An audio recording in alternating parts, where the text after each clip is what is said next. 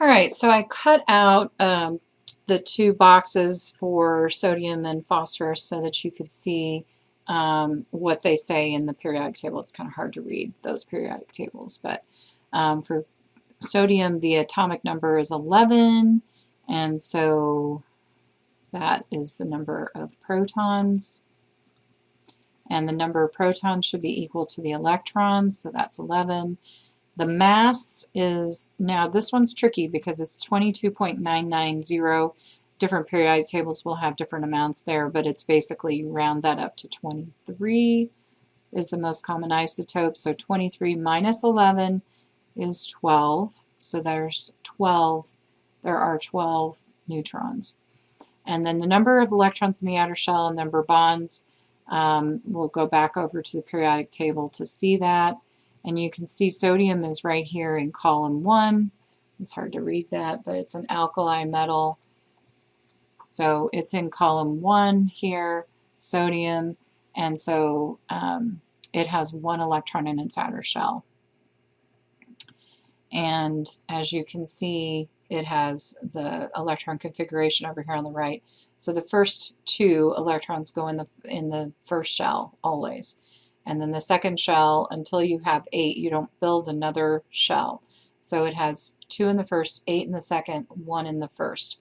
And so again, the number of electrons in the outer shell is 1. And so you can either lose 1, and then you would have a full shell of 8, or you can gain 7, and it's a lot easier just to form 1 bond. So 1 bond is how many it forms instead of 7. So what that's going to look like, you would have 2 in that first shell, and then the next shell is full with 8, and then the next shell would have 1. And so if you got rid of just that 1 electron, then your next shell is full with 8. And so that's why you form this. And when you do this, it's going to be an ion. It's going to, so when sodium loses this one, it's usually, it has 11 protons, which are positive, and now it has 10 electrons, which are negative. And so that is 11 minus 10, so it has a +1 charge. So it would now be the sodium ion, and we put the little charges up there as a superscript to show you that it is an ion. And so, but that is more stable than the sodium atom with that one little electron hanging out by itself.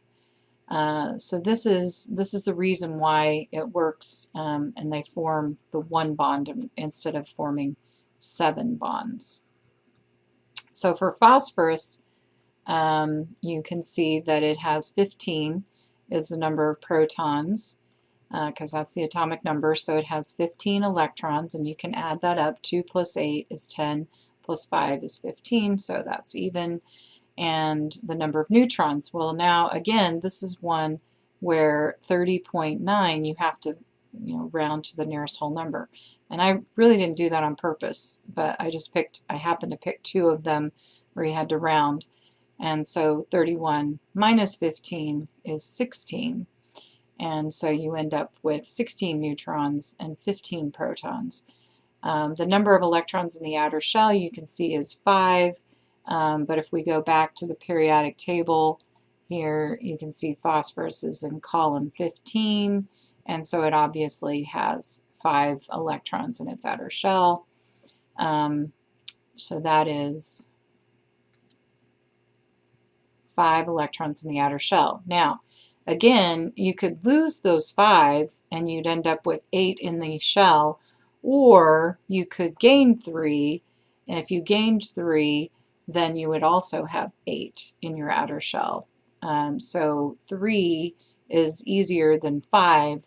It's less energy. Every bond that you form requires a little bit of energy, and so the smaller of the 2 numbers is usually what we go with. Now, phosphorus does form 5 bonds as well, and some of these in column 15, like nitrogen and phosphorus, they can form 3 or 4 nitrogen, and phosphorus can form 3 or 5 bonds, and so it really just depends on situations and what will work best and what's needed. And so anyway, phosphorus is going to have for the purposes of this class, I'm going with the smaller of the two numbers that add up to 8. And so 5 and 3 add up to 8, so that is, the 3 is the smaller number. For sodium, it was 1 and 7 make 8, but 1 is smaller, so we're going to go with 1. 4 and 4 make 8, well, so it's just 4. And carbon, again, like I said, is in the middle of the periodic table, so it's going to share electrons, and that's how that's going to work. So the bonds and molecules is the second section we want to look over now. And so the molecule is any chemical substance that results in the combination of 2 or more atoms. And that sounds a lot like a compound, which is a molecule composed of 2 or more different atoms, different elements. So there's like this Venn diagram. I do a lot of Venn diagrams. And there's the set of all molecules, and that includes like nitrogen and oxygen. But then there's the subset of compounds. So these are compounds. And that's like a subset. And so it's like NaCl would be an example there, because it's 2 different atoms. It's still 2 atoms. It can be 2 or more. It just has to be different atoms. So molecules that are not compounds would be like N2 and O2. So it's a little bit of a subtle distinction between those two terms, but you do need to know the difference. So a chemical bond results when 2 or more atoms share, lose, donate, accept, or gain electrons. And so they beg, borrow, or steal, basically, to fill up that outer shell to make sure they have a full shell. And it's going to make something that has completely new properties compared to the original. So if it is a chemical bond, not a physical bond, the chemical bond makes something that's new. The product has different properties from the original reactants that are involved. And we use this term valence. That's the number of electrons in the outermost shell, and that determines the degree of reactivity, so how easily it's going to lose or gain electrons. It has to do with the valence number and the type of bonds that an element can make. So the different types of bonds are covalent, ionic, and hydrogen. So in a covalent bond, you can have a single bond, you can have a double bond, and what they're doing is they're actually sharing. Those electrons are overlapping the 2 different electron orbitals from one atom and then the other atom. And so they're overlapping and they're sharing that atom. They're sharing that electron. So you can have up to 3. You can have a triple bond between carbon and carbon, but you can't have a quadruple because they would be on the opposite sides of the molecule, and you can't have that. There's just no way for that bond to form. It's too far apart, so they'd be on opposite sides and just not possible. But here we can have 2 bonds sharing, and that's a double bond. So sharing is caring. No, sharing is the type of bond that we have. They share either equally or unequally. And an ionic bond, they form an ion, so they give up or gain an electron, and they form ions when they do that. And so this atom is giving up its electron, and it'll have a full shell, and then this one is then full. And so they have a positive and a negative charge. So it's like an electrostatic. It's like when you have a balloon and you put it over your head, and it's like static electricity, kind of that thing, the opposite charges attract. And so they're not actually overlapping, the electrons in the covalent bonds are overlapping, and they go from one orbital in one atom to an orbital in the other atom when they share those electrons.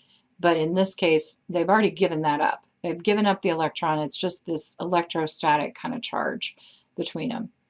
And then this other one is where they are kind of, it's an attraction between hydrogen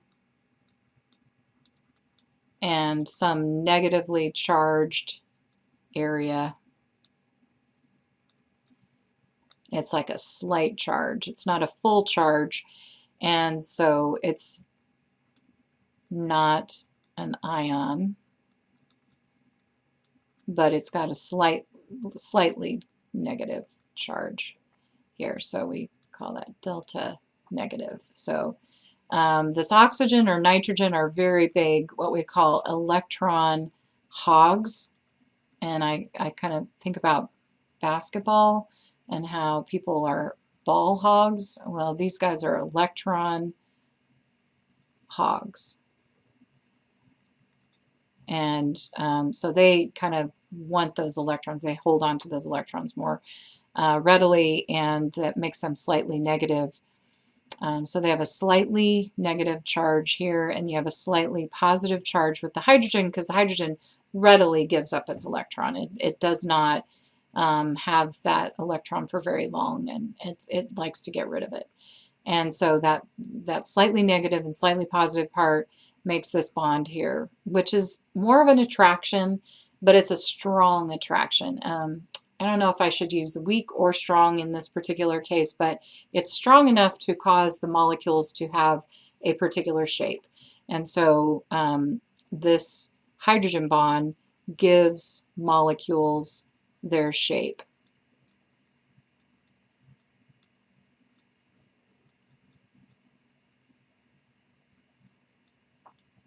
And so and when you give them their shape, that gives them their function, and so that's really important in biology especially, but just in chemistry in general, the shape dictates their function.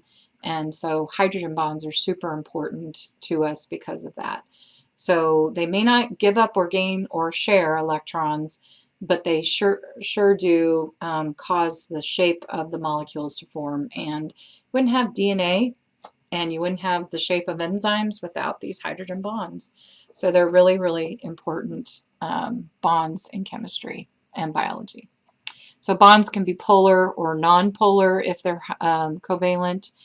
And so they form by sharing. You can see when they share equally like this. And with the hydrogen here, they share equally. That is a non-polar, because they're sharing equally here, both of these molecules, and oxygen over here as well. All of these are sharing equally,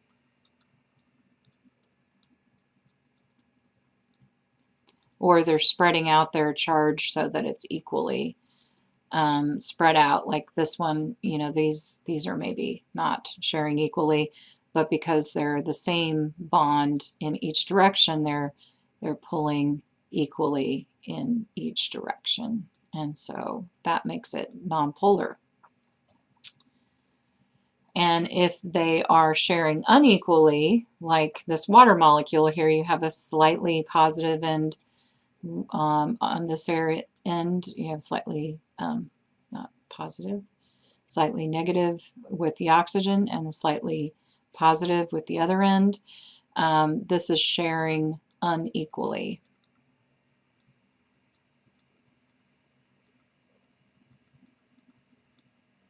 And so that is the big difference. So polar, unequal, and nonpolar, they share equally. And so that has to do with their electronegativity. And so this does talk about, you know, they are unequal in sharing because they have a difference in electronegativity. And if they're very far apart on the periodic table, like oxygen and hydrogen, very far apart, then they're going to have a difference in their electronegativity. If they're the same atom, they're going to have not just similar electronegativity, they're going to have the same electronegativity. And so that is why they're sharing equal or why they're sharing unequal. But that's the difference. So equally or unequally sharing the electrons. And so electrons, and if you share so unequally that they pull the electron off of another molecule or another atom, then that would be an ionic bond. So when you give up your electron completely to another atom, that like sodium gives it up to chlorine, then it makes an ion, a chloride ion and a sodium ion, which are positive and negative, so they are like attracted to each other. And they tend to form these like crystalline structures when they form ionic bonds. So ionization is the formation of charged particles. It's the formation of an ion. So the formation of positive and negative ions to form an ionic bond is ionization, and it is easily dissolved in a solvent. Cations or cations are positively charged, and anion is a negatively charged ion. And the way I remember this is a negative ion, anion. And electrolytes are anything that can release ions in water. So when it's a salt, well, when it's an acid, and we're going to talk about this in a little bit, but with an acid, it releases hydrogen ions, and bases release hydroxide ions. Salts release other ions other than hydrogen or hydroxyl. And that is, they then have ions in solution, and so they're able to conduct electricity more easily. And so that is a little bit about ionization. And so here you can see they're dissolved in water. If you have an ionic compound, they easily dissolve in water because water is polar, and ionic bonds are superpolar. They're so polar that they pulled the electrons off of this. They don't have a partial charge, they have a full charge. And hydrogen bonds, again, they're an attractive force formed between nearby atoms and molecules, sometimes within the same molecule. But they say it's a weak kind of bond that forms between hydrogen and covalently bonded to one molecule and an oxygen or nitrogen on the same molecule or on a different molecule.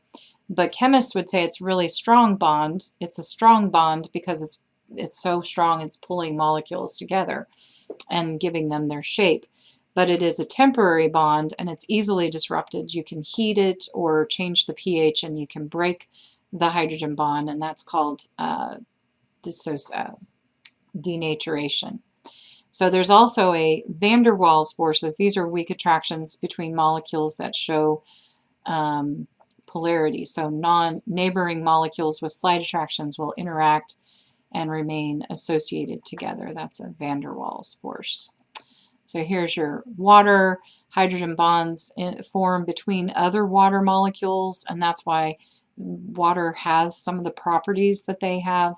The fact that they stick together and they're cohesive, the fact that they attract to other substances like really has to do with their polarity, but the fact that they are cohesive is usually because of this hydrogen bonds. And they form like a, they have a lot of surface tension, that all the water atoms will kind of accumulate at the surface, so that makes a surface tension, and that's partly because of the hydrogen bonds as well. So that's a little bit about the hydrogen bonds and, well, all of the bonds in general.